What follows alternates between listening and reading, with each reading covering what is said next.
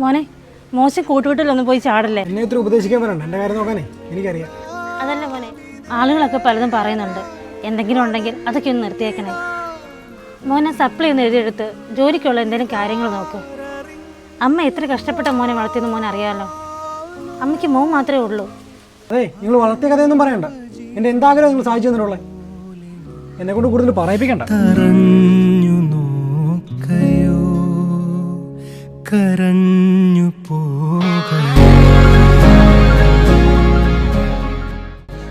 മോളെ, വാഷിംഗ് മെഷീനകത്ത് തുണി കിടപ്പുണ്ട്, അതൊന്ന് വിരിച്ചിട്ടിട്ട് പോകാവും. പിന്നെ ആഹാരം കഴിച്ചിട്ട് പോണം കേട്ടോ. ചേച്ചി ഞാൻ പോവുക. കഴിച്ചില്ലേ മോളെ? അത് ഞാൻ മോനുമായിട്ട് വീട്ടിൽ പോയി കഴിച്ചോളാം. അവനിതൊക്കെ വലിയ ഇഷ്ടമാണ്. അമ്മ മോൻ കഴിക്കും. അമ്മ അവിടെ നിന്ന് കഴിച്ചിട്ടാണ് വന്നത്.